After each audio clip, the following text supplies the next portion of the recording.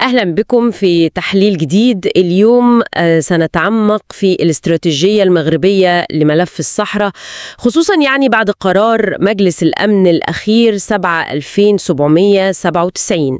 هنستعرض مجموعة تحليلات ومصادر عشان نفهم المرحلة دي وتحدياتها. أهلا بك. فعلا إحنا أمام منعطف مهم ومحتاج فهم دقيق للتحولات. الموضوع مش بس القرار نفسه، لا، ده فيه ضرورة لصياغة خطاب جديد قانوني وسياسي يتناسب مع اللي المغرب حققه والتحديات الجاية كمان. والملاحظ إن الدبلوماسية المغربية بدأت تتحرك فعلا لتأطير القرار ده وشرح أبعاده. ده بيؤكد حساسية اللحظة. ذكرت الحاجة الخطاب جديد، وده يبدو منطقي، خصوصا إن في محاولات من الجزائر تحديدا للتشويش على القرار ومحاولة التقليل من قيمته إعلاميا. بس قبل ما ندخل في القرار نفسه ممكن نرجع لورا شوية؟ أكيد، فهم مسار 50 سنة اللي فاتت ده ضروري عشان نفهم قوة الموقف المغربي الحالي، مش كده؟ بالظبط، استحضار التاريخ هنا أساسي. احنا بنتكلم عن مسيرة بدأت بالمسيرة الخضراء، استرجاع الأقاليم، بس كمان كان في مواجهة مش بس مع البوليساريو كواجهة، لا، دي كانت مواجهة مع الجزائر ودول المعسكر الشرقي اللي كانت بتدعمها. البعد الاستراتيجي الأوسع ده هو اللي بيفسر حجم التحدي الكبير اللي المغرب واجهه لعقود طويلة.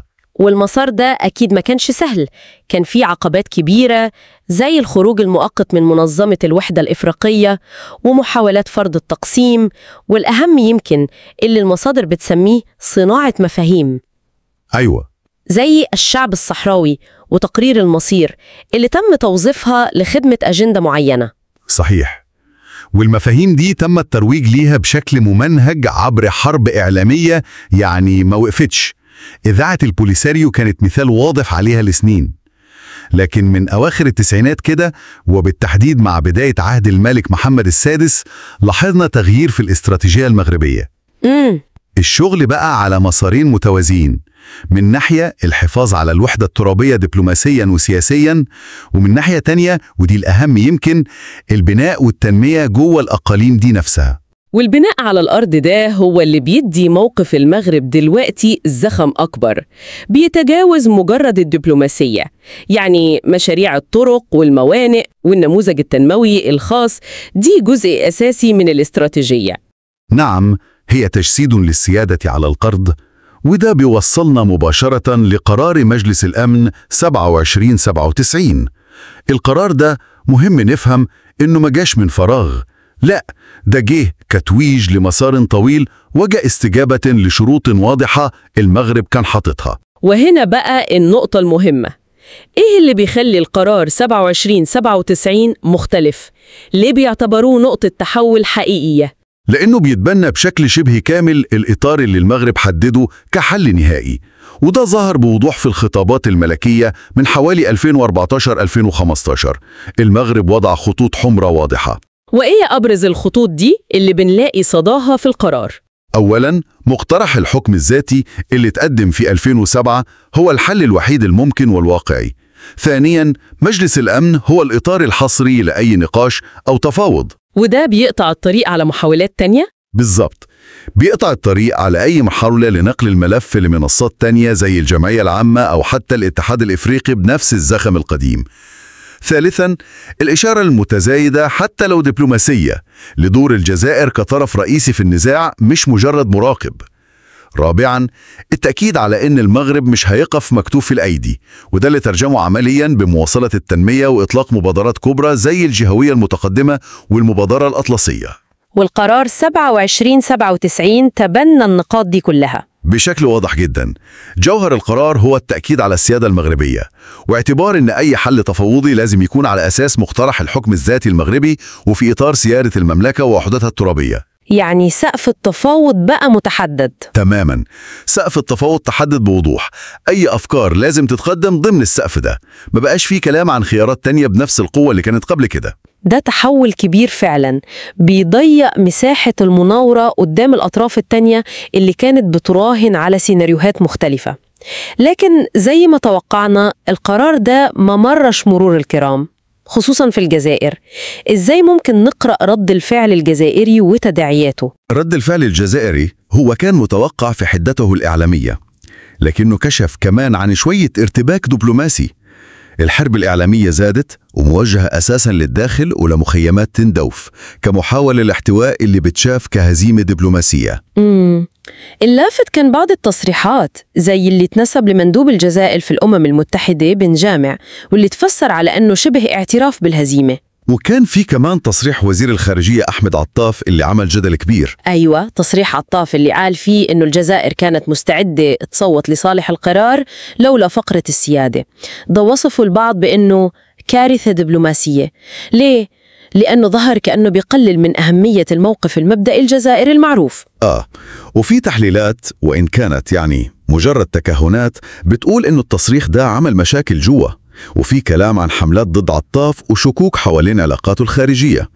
لكن بعيداً عن التكهنات دي، الأثر الدبلوماسي الواضح هو إنه أظهر الجزائر في موقف مرتبك أو مش متسق. يبقى الأفضل نركز على الأثر الدبلوماسي الملموس أكتر من الدخول في تفاصيل السياسة الداخلية الجزائرية اللي صعب نتأكد منها.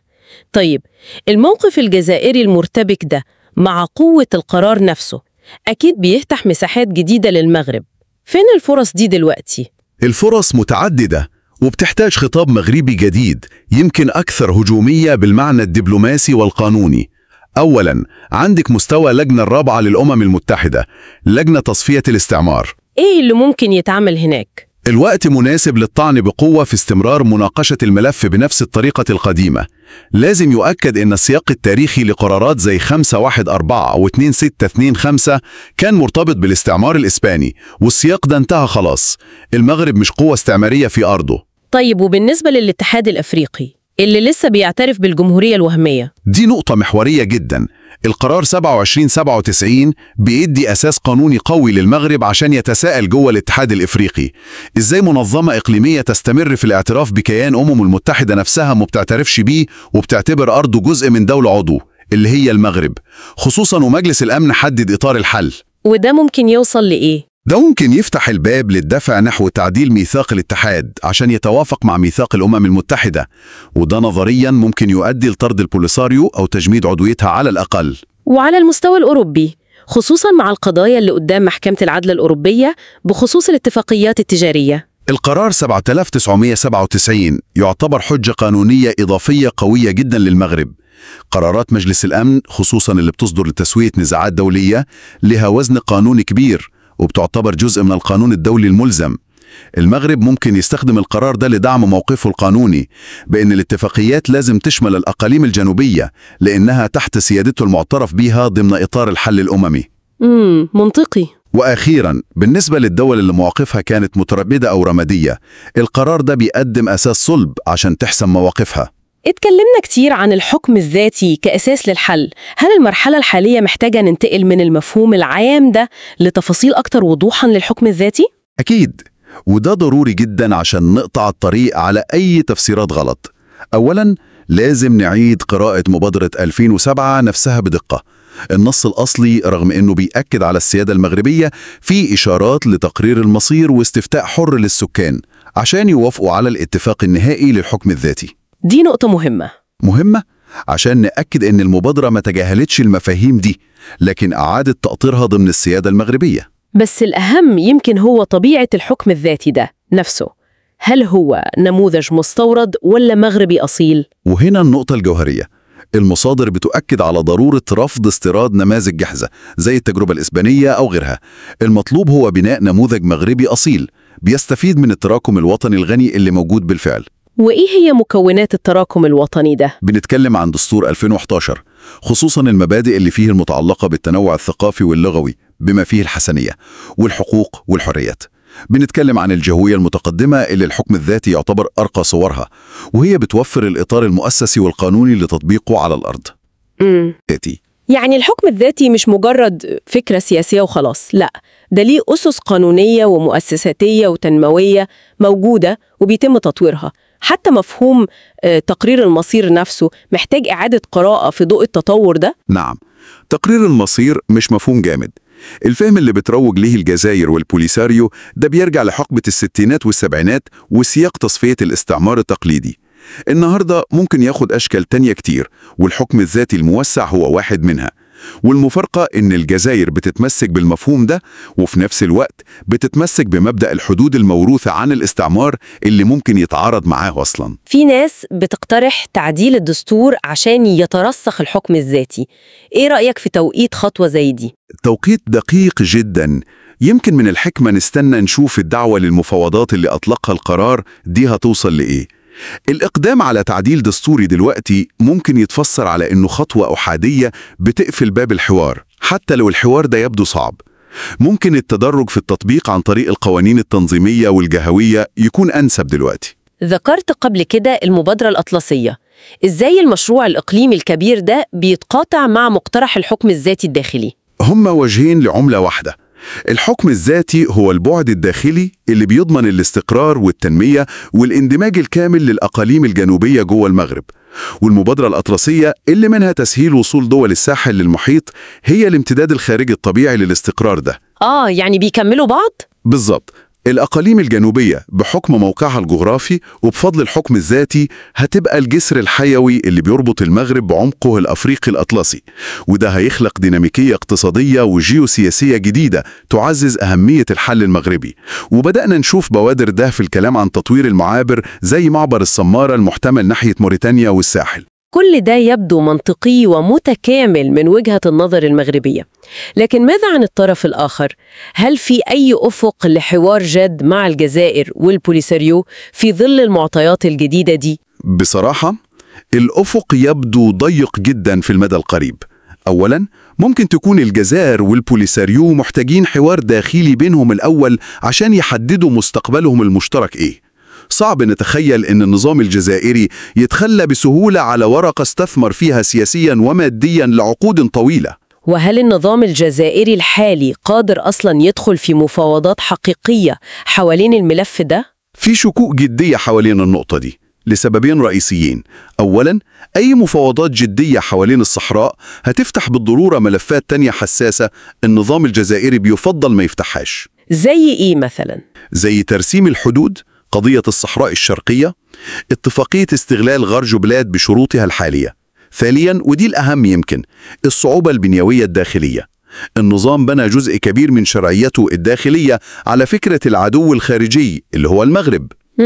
إزاي ممكن فجأة يقعد يتفاوض مع العدو ده من غير ما يفقد مبرر وجوده أو يواجه مشاكل داخلية؟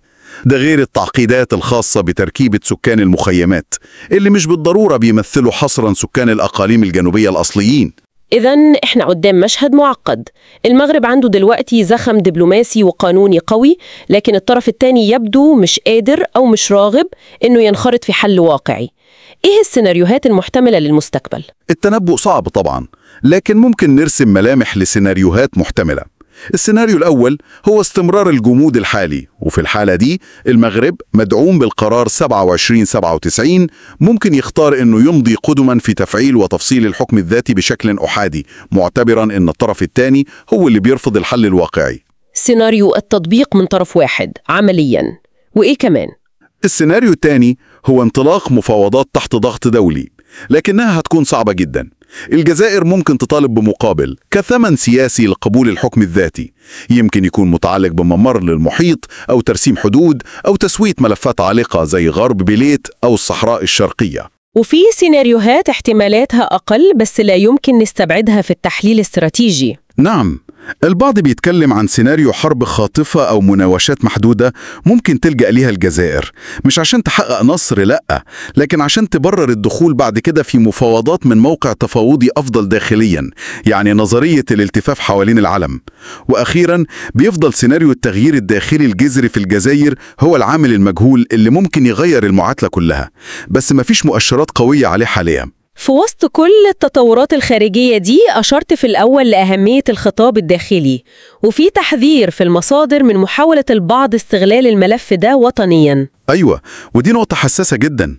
في الوقت اللي الظرف الحالي محتاج وحدة صف ورا القضية الوطنية، المصادر بتلاحظ ظهور تيارات بتحاول بشكل انتهازي تربط ملف الوحدة الترابية بشروط سياسية داخلية تانية زي الديمقراطية أو غيرها، وكأن الإنجاز الوطني ده لازم يكون مشروط. لازم نميز بوضوح بين التيارات الانتهازية دي وبين الأحزاب الوطنية والقوى الحية اللي دفعت تاريخيا بصدق عن القضية حتى لو اختلفت في ملفات تانية. المرحلة محتاجة وضوح ضد أي محاولة لتوظيف القضية الأولى للمغاربة عشان تحقيق مكاسب سياسية ضيقة. إذن خلاصة الكلام إننا فعلا في مرحلة جديدة بعد قرار 27/97، مرحلة بتتميز بوضوح أكبر في الموقف الدولي الداعم للمغرب، وبتحتاج استراتيجية مغربية متعددة الأوجه، خطابا قانونيا وسياسيا قويا، تفصيلا وتنزيلا لمقترح الحكم الذاتي كحل عملي وموثوق، استثمار المبادرات الإقليمية زي المبادرة الأطلسية، مع الاستعداد لكل السيناريوهات في التعامل مع طرف آخر يبدو متردد أو مش قادر ياخد قرارات تاريخية. بالضبط، والقرار ده رغم وضوحه الظاهري لسه بيحمل جواه تفاصيل دقيقة وتداعيات محتملة محتاجة استكشاف أكتر. يمكن نقدر نقول إن في أسرار أو جوانب خفية في صياغة القرار وتوقيته وتوازناته ما قدرناش نحيط بيها كلها النهاردة. الأبعاد الدقيقة دي ممكن تكون هي مفتاح فهم التحولات الجاية بشكل أعمق، ويمكن تستحق نرجع لها في تحليل تاني.